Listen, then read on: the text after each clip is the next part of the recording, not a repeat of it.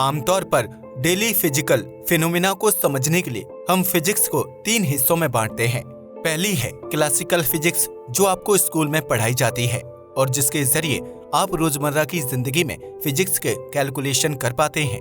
Classical physics सिर्फ उन objects पर काम करती है जिनका द्रव्यमान और साइज एवरेज होता है, जैसे कोई गेंद, इंसान या फिर कोई और चीज। इसके बाद आती है वह फिजिक्स जो ब्रह्मांड के बहुत ही विशाल ऑब्जेक्ट को समझने के लिए काम आती है और इसे हम कहते हैं थ्योरी ऑफ रिलेटिविटी। इसे अल्बर्ट आइंस्टाइन ने 20वीं सदी में इंट्रोड्यूस किया था और तब से यह एस्ट्रोनॉमिकल ऑब्जेक्ट्स को समझने के लिए सबसे बेस्ट थ्योरी है। यह सिर्फ उन ऑब्जेक्ट्स पर अच्छे से काम करती है जिनका साइज और द्रव्यमान दोनों ही बहुत ज्यादा होता है। इसके बाद आती है क्वांटम फिजिक्स, जो आज तक का इन्वेंट किया गया सबसे कठिन सब्जेक्ट है और ऐसी फिजिक्स है जो सिर्फ बहुत छोटे साइज और बहुत कम द्रव्यमान वाले ऑब्जेक्ट्स पर काम करती है। क्वांटम फिजिक्स की कैलकुलेशन को समझना काफी ज्यादा कठिन है क्योंकि यह हमारी आम जिंदगी से बिल्कुल मेल नहीं खाती है। अगर क्वांटम फिजिक्स को हम क्लासिकल फिजिक्स में अप्लाई करने की कोशिश करेंगे तो हमें सिर्फ तबाही और कंफ्यूजन ही देखने को मिलेगा। अगर एक छोटा सा एग्जांपल दूं तो क्वांटम फिजिक्स में एक पार्टिकल एक ही समय पर अलग अलग स्टेट्स में मौजूद हो सकता है। अगर यही हम क्लासिकल फिजिक्स में अप्लाई करें तो उसका मतलब ये होगा कि एक इंसान एक ही समय पर जीवित भी हो सकता है और मृत भी, जो सुनने में बहुत अजीब तो लगता ही है, साथ ही में इम्पॉसिबल भी लगता है। आज के इस वीडियो में हम आपको standard model of particle physics के बारे में बताने वाले हैं, जो एक ऐसी थ्योरी से जुड़ा हुआ है जिसके बारे में शायद ही आपने पहले कभी सुना होगा। यह थ्योरी रिलेटेड है हमारे ब्रह्मांड के बिल्डिंग ब्लॉक से और इसे द क्वांटम फील्ड थ्योरी कहा जाता है। आज के इस वीडियो में हम आपको एक बेसिक फाउंडेशन प्रोवाइड करेंगे जिसके जरिए आप हमारे आने वाले क्वांटम फील्ड थ्योरी के वीडियोस को आसानी से समझ पाएं। तो बिना समय गवाए आइए शुरू करते हैं आज के इस वीडियो को। वीडियो में आगे बढ़ने से पहले आइए जानते हैं कि क्लासिकल, क्वांटम और जनरल थ्योरी के अलावा कौन सी फिजिक्स की कैटेगरी फॉर्म हो सकती है। वैज्ञानिक ऐसा कहते हैं कि हमारे पास छोटे ऑब्जेक्ट्स, बड़े ऑब्जेक्ट्स और बहुत ही बड़े ऑब्जेक्ट्स को डिफाइन करने के लिए तो फिजिक्स ऑलरेडी है, लेकिन वह एक ऐसी फिजिक्स की तलाश में है जो ऐसी चीजों को एक्सप्लेन कर सके जिनका साइज बहुत छोटा होता है लेकिन उनका द्रव्यमान बहुत ही ज्यादा। अब शायद आप सोच में पड़ गए होंगे कि आखिर ऐसे कौन से ऑब्जेक्ट होते हैं जिनका साइज एक पार्टिकल बराबर होता है लेकिन उनका द्रव्यमान ब्लैक होल से भी ज्यादा। हम बात कर रहे हैं सिंगुलैरिटी की। सिंगुलैरिटी जैसे ऑब्जेक्ट्स ब्रह्मांड के बहुत ही महत्वपूर्ण हिस्सों में दिखाई देते हैं। ब्लैक होल के केंद्र में एक सिंगुलैरिटी मौजूद होती है जिसका द्रव्यमान बहुत ही ज्यादा होता है लेकिन साइज बहुत ही कम होता है। हमारे पास उससे जुड़ी कोई भी जानकारी नहीं है और हमें नहीं पता कि उसके अंदर भौतिकी किस तरीके से काम करती है। कई लोग बताते हैं कि वह दूसरे आयाम का रास्ता है, तो कुछ लोग कहते हैं कि वह एक नए ब्रह्मांड की शुरुआत है, लेकिन कोई भी निश्चित होकर इन बातों को प्रूफ नहीं कर सकता है। कुछ ऐसी ही सिंगुलैरिटी हमें बिग बैंग जैसे यूनिवर्स के मॉडल्स में भी दिखाई देती है। बिग बैंग के मुताबिक हमारे ब्रह्मांड की शुरुआत एक छोटे से बिंदु से हुई थी जिसके अंदर बहुत ज्यादा मैटर भरा हुआ था। जब वह बिंदु अनस्टेबल हुआ तो उसने सारा मैटर बाहर फेंक दिया, जिसकी वजह से हमारे ब्रह्मांड की शुरुआत हुई। वैज्ञानिक आज भी सही से इस प्रोसेस को एक्सप्लेन नहीं कर सकते हैं क्योंकि उन्हें सिंगुलैरिटी की इतनी ज्यादा समझ नहीं है और उनके पास इससे जुड़ी कोई भी स्ट्रॉन्ग थ्योरी नहीं है। यही कारण है कि वैज्ञानिक एक ऐसी थ्योरी चाहते हैं जो बहुत छोटे लेकिन ज्यादा द्रव्यमान वाले ऑब्जेक्ट्स को क्लियरली एक्सप्लेन करे। अगर ऐसा हो जाता है तो हमें ब्लैक होल के बारे में ऑलमोस्ट सारी जानकारी पता चल जाएगी। साथ ही में हम ब्रह्मांड के पैदा होने से भी जुड़ी ऑलमोस्ट सारी मिस्ट्री से पर्दा उठा पाएंगे। लेकिन आपको यह जानकर निराशा होगी कि हम ऐसी किसी भी थ्योरी को ढूंढने के बिल्कुल भी करीब नहीं हैं। ब्रह्मांड आखिर किन चीजों से बना है, इसकी चर्चा बहुत साल पहले ही शुरू हो गई थी। पहले के लोगों के दिमाग में भी काफी सारे साइंटिफिक सवाल हुआ करते थे और ऐसा ही एक सवाल डेमोक्रिटस के दिमाग में भी था। वह यह जानना चाहते थे कि आखिर मैटर को हम किस लेवल तक डिवाइड कर सकते हैं। उसको डिवाइड करते करते कितने छोटे पार्टिकल्स तक पहुंचा सकते हैं और इस ब्रह्मांड की सबसे छोटी चीज क्या होगी। खैर, उस समय पार्टिकल जैसा कोई भी कॉन्सेप्ट नहीं था, क्योंकि तब कोई भी ऐसे साइंटिफिक इंस्ट्रूमेंट्स डिस्कवर नहीं हुए थे जिससे हम पार्टिकल की डिस्कवरी कर पाएं। फाइनली डेमोक्रिटस काफी सालों तक सोचने के बाद यह कहते हैं कि अपने आसपास हम जितनी भी चीजें देख रहे हैं वो बहुत ही छोटे छोटे ऑब्जेक्ट से बनी हुई है जिन्हें डिवाइड नहीं किया जा सकता है। इन ऑब्जेक्ट को उन्होंने एटम्स का नाम दिया, जो ऑटोमोस नाम के एक ग्रीक शब्द से बना है, जिसका मतलब होता है इंडिविजुअल, यानी जिसे डिवाइड ना किया जा सके।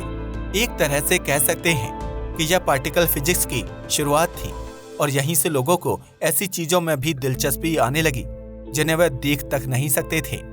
एटम्स का कॉन्सेप्ट उस समय बिल्कुल इमेजिनरी था, क्योंकि कोई ये नहीं जानता था कि वह असल में होते भी हैं या नहीं। फाइनली मॉडर्न एरा में आते आते ही सबसे पहले एटम्स के बारे में जॉन डाल्टन ने लिखा। 19वीं सदी में उन्होंने केमिस्ट्री से जुड़े कुछ लॉज इंट्रोड्यूस किए जिसमें एटम्स का जिक्र था। अभी तक जो चीजें बिल्कुल सही जा रही थी, क्योंकि लोग इस बात पर विश्वास करते थे कि ब्रह्मांड की सबसे छोटी चीज एटम्स ही है और उससे छोटी कोई भी चीज नहीं हो सकती है। लेकिन यह सारी धारणाएं तब टूटती हैं जब 1897 में जे थॉमसन इलेक्ट्रॉन नाम के एक पार्टिकल की डिस्कवरी करते हैं। उन्हें पता चलता है कि ब्रह्मांड में एटम से भी छोटी चीजें होती हैं और उनमें से एक था इलेक्ट्रॉन, जो एक ऐसा पार्टिकल होता है जिसमें नेगेटिव चार्ज होता है। इसके बाद एक और झटका तब लगता है जब 1909 में ई रदरफोर्ड नाम की एक वैज्ञानिक प्रोटॉन नाम के एक पार्टिकल की डिस्कवरी करते हैं जिसका चार्ज पॉजिटिव था। इसके बाद 1932 में फिर से एक डिस्कवरी होती है जिसमें ये पता चलता है कि इन दोनों के अलावा भी एक तरह के पार्टिकल होते हैं जिनका चार्ज न्यूट्रल होता है। यहीं से उन पार्टिकल का नाम पड़ा न्यूट्रॉन। 1920 तक वैज्ञानिकों को यह पता चल चुका था कि एक एटम के अंदर भी एक केंद्र होता है जिसे न्यूक्लियस कहा जाता है। इस न्यूक्लियस में प्रोटॉन नाम के पार्टिकल मौजूद होते हैं और इन प्रोटॉन का चक्कर लगाते हैं इलेक्ट्रॉन नाम के पार्टिकल। बाद में 1932 में ये पता चलता है कि न्यूक्लियस में सिर्फ प्रोटॉन ही मौजूद नहीं होता, बल्कि उसके साथ अटैच होते हैं न्यूट्रॉन नाम के पार्टिकल, जो एटम का मास बढ़ाते हैं। आपको यह जानकर हैरानी होगी कि एक एटम के अंदर का 99% हिस्सा बिल्कुल खाली होता है और बाकी बचे हुए हिस्से में न्यूक्लियस मौजूद होता है। अगर आप किसी स्कूल में जाकर 4th क्लास के बच्चे से पूछेंगे कि ब्रह्मांड की सबसे छोटी चीज क्या है, तो आमतौर पर उसका आंसर एटम ही होगा। अगर यही चीज आप एक 8वीं कक्षा के बच्चे से जाकर पूछेंगे तो उसका जवाब होगा प्रोटॉन, न्यूट्रॉन और इलेक्ट्रॉन। और अगर यही चीज आप एक 12वीं के स्टूडेंट से जाकर पूछेंगे तो वह आपको बताएगा कि प्रोटॉन और न्यूट्रॉन ब्रह्मांड के सबसे छोटे पार्टिकल नहीं हैं, और वो भी 3 फंडामेंटल पार्टिकल से बने हुए हैं। उन पार्टिकल्स को कहा जाता है क्वार्क्स। एक प्रोटॉन 2 अप क्वार्क्स और एक डाउन क्वार्क से मिलकर बना होता है, वहीं एक न्यूट्रॉन 2 डाउन और एक अप क्वार्क से बना होता है। ध्यान रखिए कि यह सिर्फ पार्टिकल्स के नाम हैं और इनका अप और डाउन पोजीशन से कोई भी वास्ता नहीं है। खैर, ऐसे ही धीरे धीरे अपने पार्टिकल्स की डिस्कवरी होने लगी और वैज्ञानिकों को पता चलने लगा कि अब हमें एक नई फिजिक्स की जरूरत है जो इन छोटे ऑब्जेक्ट्स के साथ डील करे। तभी इन्वेंशन हुई क्वांटम फिजिक्स की, जो आज तक का ऑफिशियल सबसे हार्डेस्ट सब्जेक्ट है। अब वैज्ञानिकों को यह पता चल चुका था कि ब्रह्मांड में सबसे छोटे पार्टिकल होते हैं इलेक्ट्रॉन और क्वार्क, लेकिन ये कहना कि ब्रह्मांड सिर्फ इन्हीं पार्टिकल से बना हुआ है, ये बिल्कुल गलत था। यह नॉर्मल मैटर के इंटरेक्शन को तो अच्छे से एक्सप्लेन करते हैं, लेकिन अगर हम बात करते हैं फोर्सेस की, तो वहां पर इन पार्टिकल्स की कोई एप्लीकेशन नहीं होती। वैज्ञानिक ऐसा बताते हैं कि ब्रह्मांड चारों तरफ से एवरेजली एक ही जैसा है, यानी इसका स्ट्रक्चर और कंपोजिशन यूनिफॉर्म है। जिस तरह से आपको पृथ्वी पर ऑक्सीजन और हाइड्रोजन मिल रही है, वैसे ही आपको अरबों किलोमीटर दूर भी यही एलिमेंट्स मिलेंगे। यही सेम चीज अप्लाई होती है ब्रह्मांड के पार्टिकल्स पर। अगर हमें यहाँ पर इलेक्ट्रॉन देखने को मिल रहे हैं, तो अरबों किलोमीटर दूर भी हमें इलेक्ट्रॉन ही देखने को मिलेंगे। इलेक्ट्रॉन और क्वार्क मैटर के पार्टिकल हैं, यानी यह ऐसी चीजों को बनाते हैं जिसे हम फिजिकली टच कर सकते हैं और देख सकते हैं। लेकिन हमारे ब्रह्मांड में ऐसी भी काफी सारी चीजें मौजूद हैं जिन्हें हम ना देख सकते हैं और ना ही छू सकते हैं, लेकिन फिर भी हम उनके इफेक्ट्स को या तो डिटेक्ट कर सकते हैं या फिर फील कर सकते हैं। हम बात कर रहे हैं फोर्सेस की। आप ग्रेविटी को देख नहीं सकते हैं और ना ही उसे छू सकते हैं, लेकिन आप एक गेंद को हवा में फेंक कर यह जरूर टेस्ट कर सकते हैं कि ग्रेविटी सच में एग्जिस्ट करती है। कुछ इसी तरह से आप इलेक्ट्रोमैग्नेटिक फोर्स को ना देख सकते हैं और ना ही छू सकते हैं, लेकिन फिर भी दो मैग्नेट्स के सेम पोल्स को एक दूसरे के पास लाकर आप उस फोर्स को फील जरूर कर सकते हैं। धीरे धीरे वैज्ञानिकों को समझ आने लगा कि कुछ ऐसे भी पार्टिकल्स होने चाहिए जो इन फोर्स को कैरी करें। जी हाँ, आपने सही सुना। वैज्ञानिकों के मुताबिक ग्रेविटी और इलेक्ट्रोमैग्नेटिज्म जैसी अदृश्य चीजों के भी पार्टिकल्स होते हैं। आमतौर पर आपको स्ट्रिंग थ्योरी और क्वांटम मैकेनिक्स जैसे टॉपिक्स के बारे में सुनने को मिलता है, लेकिन फील्ड थ्योरी बहुत ही कम पॉपुलर लेकिन बहुत ही यूजफुल थ्योरी है। स्ट्रिंग थ्योरी एक थ्योरी ऑफ एवरीथिंग है, यानी यह एक ऐसी थ्योरी है जो ब्रह्मांड में मौजूद हर तरह के ऑब्जेक्ट्स को एक ही कॉन्सेप्ट के अंदर एक्सप्लेन कर देती है। कुछ इसी तरह से क्वांटम फील्ड थ्योरी भी एक तरह की थ्योरी ऑफ एवरीथिंग है, क्योंकि यह वैज्ञानिकों द्वारा बनाई गई आज तक की सबसे परफेक्टली काम करने वाली थ्योरी है। इसके प्रिडिक्शन ऑलमोस्ट हर बार करेक्ट होते हैं और इससे हम अलग अलग तरह के ऑब्जेक्ट्स को एक ही मैथमेटिकल मॉडल के जरिए एक्सप्लेन कर सकते हैं। जब क्वांटम फिजिक्स दुनिया के सामने इंट्रोड्यूस हुई तो उसमें काफी सारी रिसर्च और डेवलपमेंट होने लगी। पहले हम बहुत कम ही फंडामेंटल पार्टिकल्स को जानते थे, लेकिन धीरे धीरे पार्टिकल्स की संख्या बढ़ने लगी और अंत में इतनी पार्टिकल्स हो गए कि उनकी प्रॉपर्टीज और बिहेवियर के आधार पर वैज्ञानिकों को उन्हें अलग अलग कैटेगरी में बांटना पड़ा। अगर आपको नहीं पता तो बता दूं कि ऐसा ही कुछ एलिमेंट्स के साथ भी हुआ था। शुरुआत में वैज्ञानिक बहुत कम ही एलिमेंट के बारे में जानते थे, लेकिन धीरे धीरे नए एलिमेंट्स की खोज होने लगी। एक समय ऐसा आया जब वैज्ञानिकों को एक सिस्टमैटिक टेबल की फॉर्मेशन करनी पड़ी ताकि एलिमेंट्स को एक ऑर्डर में रखा जा सके।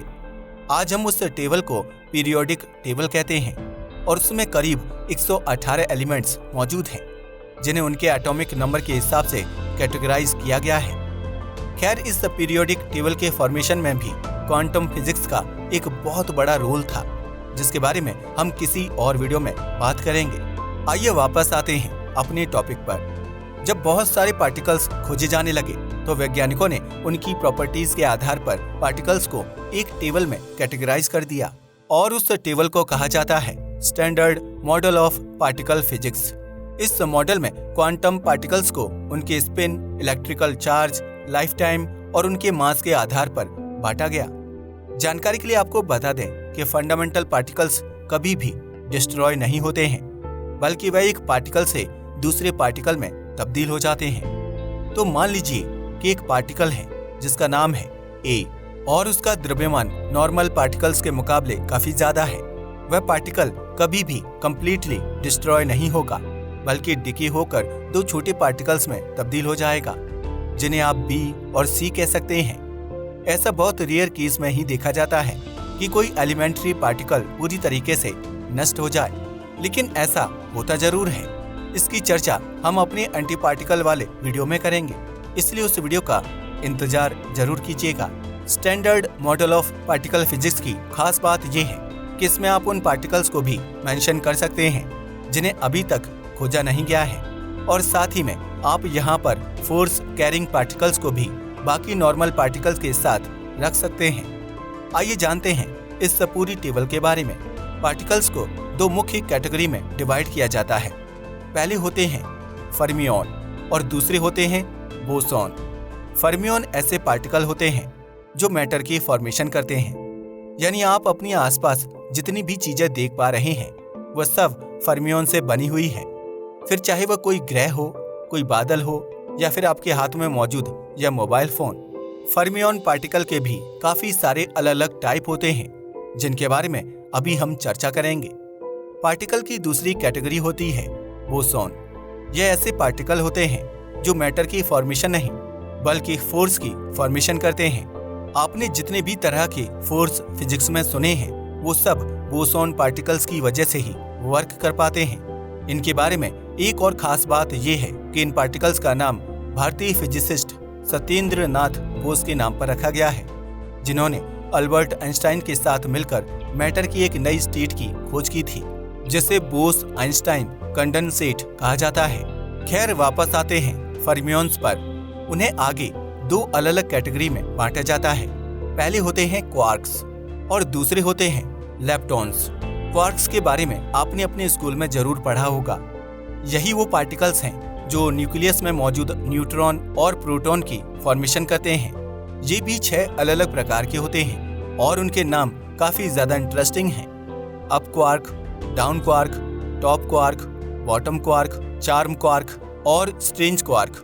इनमें से स्ट्रेंज क्वार्क के बारे में हम ऑलरेडी एक वीडियो बना चुके हैं, जिसमें हमने स्ट्रेंज स्टार्स के बारे में आपको बताया था। ये तारे स्ट्रेंज मैटर से बने होते हैं, जो एक बहुत ही अजीब और यूनिक तरह का मैटर है। खैर, क्वार्क्स पार्टिकल्स काफी ज्यादा अनस्टेबल होते हैं, जिसकी वजह से ये आपस में टकराते रहते हैं। आपस में टकराने की वजह से ही ये अन्य पार्टिकल्स की फॉर्मेशन करते हैं और इन पार्टिकल्स को कहा जाता है हेड्रोन्स। हेड्रोन्स को भी 2 अलग अलग कैटेगरी में बांटा गया है। पहली कैटेगरी है बैरियन और दूसरी कैटेगरी है मीजॉन।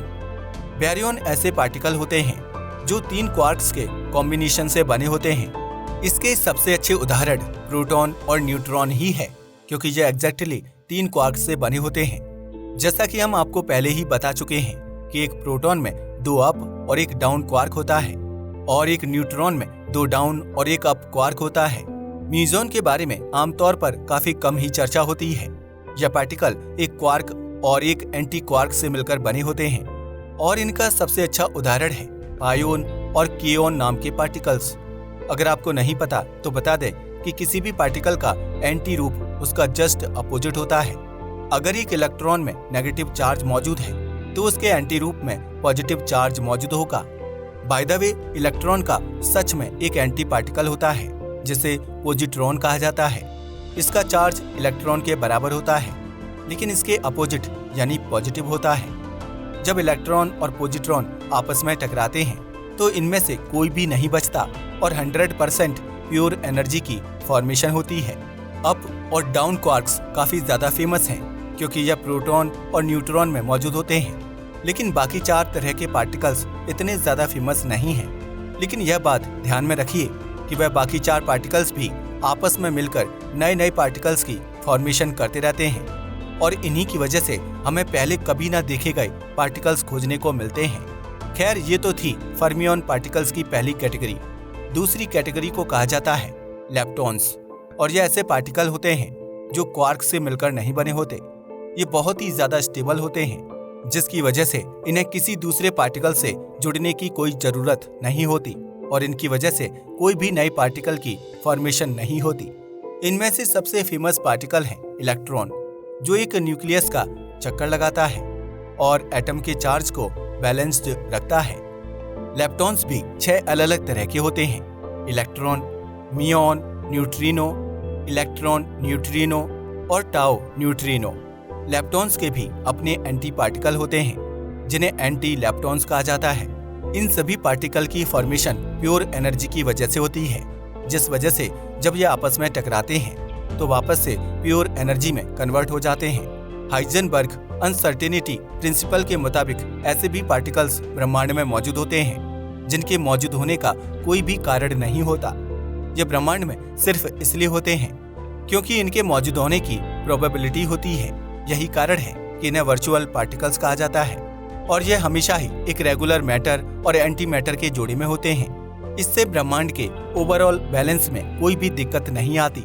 तो फॉर एग्जाम्पल, जब किसी इलेक्ट्रॉन की परमिशन होती है तो उसके साथ ही एक पोजिट्रॉन भी फॉर्म होता है, जिससे हमेशा एक बैलेंस क्रिएट रहता है।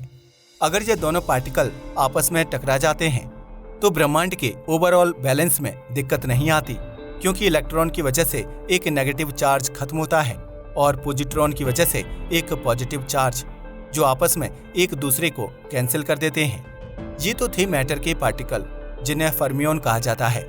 लेकिन आपको जानकर हैरानी होगी कि इनसे भी विचित्र और यूनिक पार्टिकल होते हैं बोसॉन। जैसा कि हम आपको पहले ही बता चुके हैं कि ब्रह्मांड में जितने भी बल हैं वे इन सभी पार्टिकल्स की वजह से काम कर पाते हैं। यह टोटल 4 प्रकार के होते हैं, जिनमें से 1-2 के बारे में आप पहले से ही वाकिफ होंगे। Photons, W and Z bosons, gluons और ग्रेविटेशंस। जब फिजिक्स की शुरुआत हुई थी और ज्यादा डीप रिसर्च नहीं की जाती थी, तब वैज्ञानिक ऐसा मानते थे कि इलेक्ट्रिसिटी और मैग्नेटिज्म 2 अलग-अलग फोर्स हैं।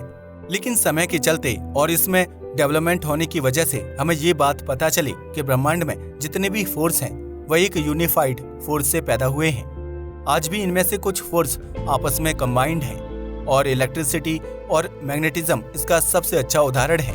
आपको यह जानकर हैरानी होगी कि इलेक्ट्रिसिटी और मैग्नेटिज्म में कोई भी डिफरेंस नहीं है और यह एक ही फोर्स है जो अलग अलग कंडीशन में अलग अलग तरीके से काम करते हैं। इन्हें आपस में कंबाइंड करके पॉपुलरली इलेक्ट्रोमैग्नेटिज्म के नाम से बुलाया जाता है और इसी इलेक्ट्रोमैग्नेटिज्म के पार्टिकल्स को हम फोटॉन्स कहते हैं। अगर हमारे ब्रह्मांड में फोटॉन्स नहीं मौजूद होंगे तो इलेक्ट्रिसिटी काम ही नहीं कर पाएगी और कोई भी मैग्नेट चीजों को अपनी तरफ नहीं खींच पाएगा।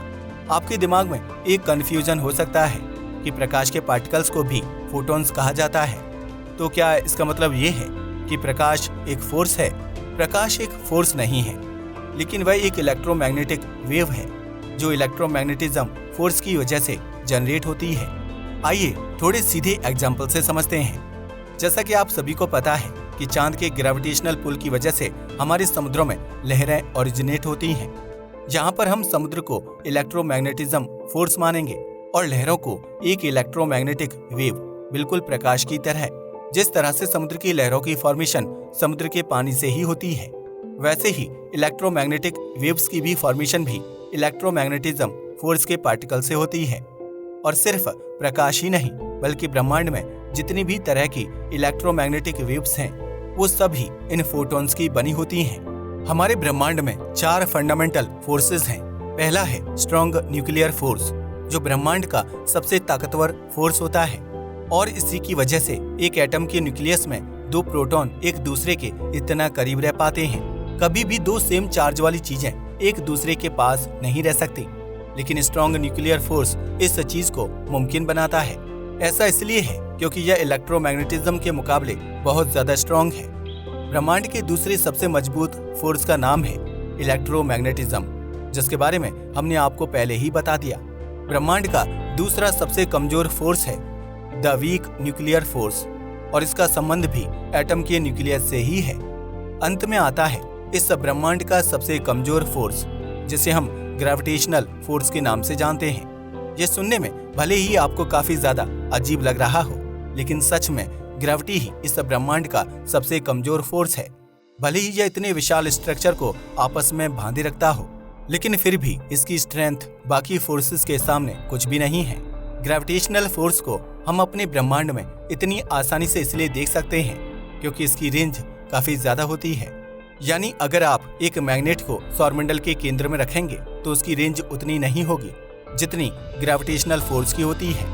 सूर्य की ग्रेविटी की वजह से अरबों किलोमीटर दूर मौजूद ग्रह और पत्थर भी इसका चक्कर लगाते रहते हैं, लेकिन एक मैग्नेट की बॉल ऐसा शायद ही कर पाए। लेकिन इलेक्ट्रोमैग्नेटिज्म की खास बात ये होती है कि चीजें इसकी तरफ बहुत तेजी से खिंचती हैं। अगर एक पत्थर को सूर्य की तरफ धकेला जाए तो उसे सूर्य तक पहुंचने में काफी सालों का समय लगेगा, लेकिन अगर यही किसी लोहे की बॉल को एक बड़े मैग्नेट के पास धक्का दिया जाए तो वह तुरंत जाकर उससे चिपक जाएगी। इससे ही आप इलेक्ट्रोमैग्नेटिज्म की ताकत का अंदाजा लगा सकते हैं। एक ध्यान देने वाली बात यह है कि कोई भी चीज ब्रह्मांड के एक बेसिक नियम यानी लाइट की स्पीड को नहीं तोड़ सकती। मैग्नेट चाहे जितना ही पावरफुल क्यों ना हो, लेकिन उसकी तरफ खींचने वाला ऑब्जेक्ट कभी भी प्रकाश की गति से ऊपर नहीं जा सकता। प्रकाश की गति से ऊपर जाना तो दूर की बात है, बल्कि वह उसकी रफ्तार को छू तक नहीं सकता, क्योंकि ऐसा करने के लिए उसे अनंत ऊर्जा की जरूरत पड़ेगी, जो कलेक्ट करना एक इम्पॉसिबल बात है। खैर, इन सभी फोर्स के अलग अलग पार्टिकल्स होते हैं। हमने आपको पहले ही बताया कि इलेक्ट्रोमैग्नेटिज्म के पार्टिकल्स को फोटॉन्स कहा जाता है। कुछ इसी तरह से ब्रह्मांड के सबसे मजबूत फोर्स यानी स्ट्रॉन्ग न्यूक्लियर फोर्स के पार्टिकल्स को ग्लूऑन्स कहा जाता है। और इन्हीं की वजह से न्यूक्लियस आपस में इतनी टाइटली बंधा रहता है। ब्रह्मांड के दूसरे सबसे वीक फोर्स को कैरी करने वाले पार्टिकल्स को W और Z बोसॉन्स कहा जाता है और इनकी वजह से ही एक एटम के अंदर बीटा डिके जैसे प्रोसेस हो पाते हैं। अंत में ग्रेविटेशनल फोर्स के पार्टिकल्स को ग्रेविटॉन्स कहा जाता है।